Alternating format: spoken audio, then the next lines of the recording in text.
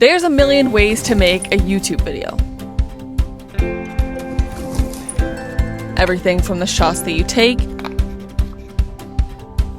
to the words that you write, to the edits that you make. A million tiny creative decisions must be made if the story is to be told, which can feel like drowning in creative chaos if you're not careful. And only until recently have my creative decisions felt more like a blessing and less of a curse. So let me pull back the curtains on how I document my life, so hopefully you can too.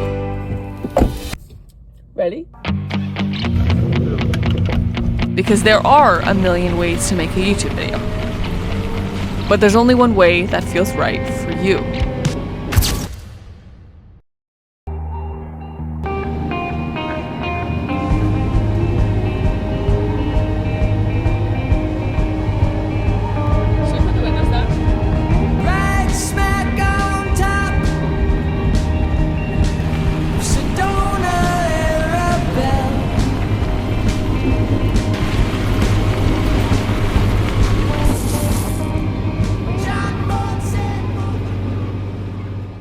So, the first obvious question is, what exactly do I document? Now, a lot of us think that the stories we share online have to be these huge moments, like when we went away to college for the first time, our favorite vacation, or when we graduated university. So if you're stuck trying to develop a story, those milestones are a great place to start. But it's often the smaller moments in our daily life that feel more authentic when we share them. The only catch is those smaller moments are harder to find. So once you get better at writing about the big milestones, I would suggest one exercise to help you start pinpointing those smaller moments in your daily life to share online.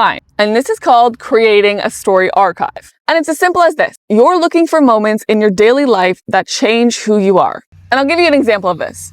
I had a moment last week where I was filming in public and I realized that 1 year ago today, the person that I was wouldn't actually have been able to do that filming in public because she would have been so nervous and so socially anxious. So no matter how small that story may be or how small that moment may be, it represents a period of change in my life. I went from nervous to confident filming in public. So creating a list of all these little moments where you realize something has changed your life or something is different than what it used to be can help you identify the smaller moments when you run out of those milestones to tell in your content. Because any piece of content, no matter if it's long form or short form, is a story. So the obvious question then becomes, once you have your stories, how do you script them? So learning how to script is essentially learning how to tell stories. Now there's tons of frameworks out there that you can use to script your stories. Whether it's hero's arc or the story plot, every story boils down to one basic framework. And once you understand this framework, scripting your stories becomes easier than ever. And the framework is this. I was this,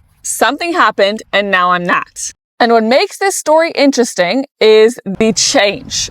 And this period of change is really prominent in Marvel movies, where the superheroes start as one version of themselves, and along the way, along the movie, they become a different version of themselves as they save the world. So just like Marvel movies, your stories need to have that constant movement forward, and that movement forward is driven by that period of change. So once you've identified that moment of change, which you'll do by either jumping off of those big milestones or the smaller moments that you find once you start developing your storytelling lens, we then need to move backwards into the intro of the video. And this intro is really just a way to set the scene for the story we're about to share. Answering questions like, who were you before this change happened? What were you feeling before this change happened? How did you behave before this change happened? And I really like to think about what assumptions did I have about a person, about a place, or about a specific thing before this moment of change happened. This is your story. This is your big milestone, or this is your small little detail from your daily life. But it's important to focus on the themes and the emotions that are relatable to the audience watching. And that's why in the introduction, you can use those personal experiences like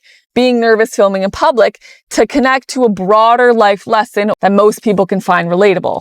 Now, depending on if you're writing short form or long form content, sometimes there will be a loop or something to link the story back to the beginning. So you don't just want to end with the big change. You kind of want to link it back and have a full circle moment. Now, some things that I've picked up along the way is the principle of show, don't tell. And this is essentially a rule for writing your scripts in a way that is entertaining to the audience. So instead of telling you that I'm filming on the side of the road, I could tell you that I set my tripod up and that I parked the Jeep off the highway and that I put my mic on. Through these action words and these describing words, I can paint the picture of this story in your mind without actually telling you exactly what I'm doing. Now, kind of building off this principle, I really like to use what are called analogies or metaphors to help explain complex details. For example, in the beginning of this video, I didn't tell you that I had a ton of creative options. What I told you was that I was drowning in creative options. And what that does as a storyteller and as a scripter is help you communicate your emotions and help you paint that picture inside your viewer's mind. I could have easily just said I had too many options, but I said I was drowning in creative options, or it felt like I was drowning in creative options. Now, the next question is, how exactly do I film content to tell this story? And for that, we're going to go into the filming section.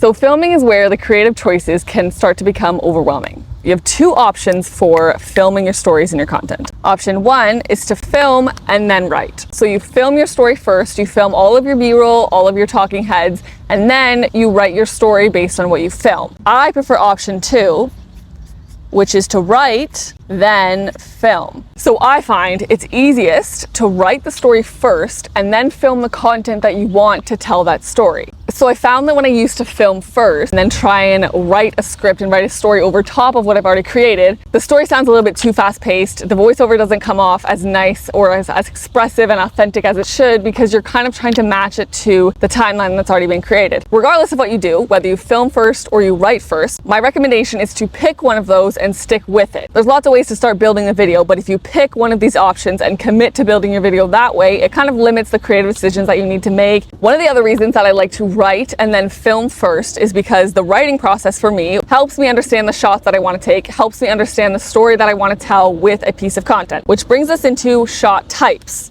There's three main shot types that you can use. So number one is a long shot. You can think of the long shot as a way to begin the story and set the scene. Number two is a mid shot, which is kind of something like you're looking at right now. The mid shot helps focus on the character while balancing the context of the surroundings. It feels natural, almost like a face-to-face conversation, and can be used to highlight facial expressions and reactions.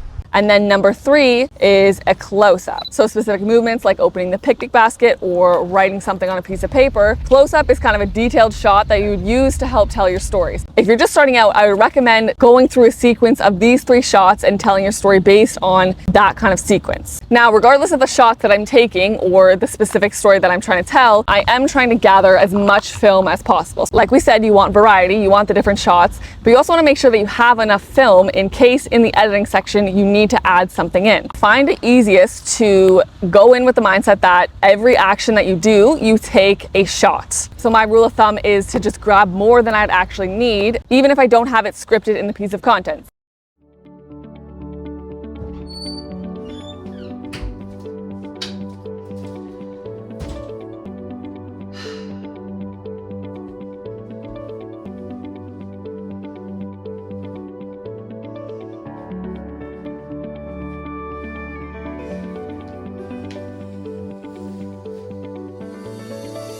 You just watched me break down how I script and film content to document my life. But the truth is, there's only so much that I can fit into a YouTube video. And if you want to learn more, and you want to learn more faster, Confident Creator is a hands-on course that breaks down the 4 sections of documenting your life. Finding ideas for short-form content, learning how to transform these ideas into stories, behind the scenes of how to film unique B-roll for your content, and how to layer this all together in the editing process. No vague advice, no gatekeeping, literally behind the scenes of how I do exactly what I'm doing right now. I'm not going to promise to make it go viral, and I'm not going to promise that this is going to help you make 5K a month as a creator. But what I will promise is that this is the exact resource I needed 2 years ago when I was struggling to talk on camera confidently, when I was struggling to learn the basics of filming, and when I was struggling to organize my ideas into coherent stories. This is not a scammy $2,000 course that's going to take you a month to complete. This is a course you can literally complete in less than 4 hours and instantly level up the quality of your content. Probably closer to 3 because most of us watch at 2 times speed. Now,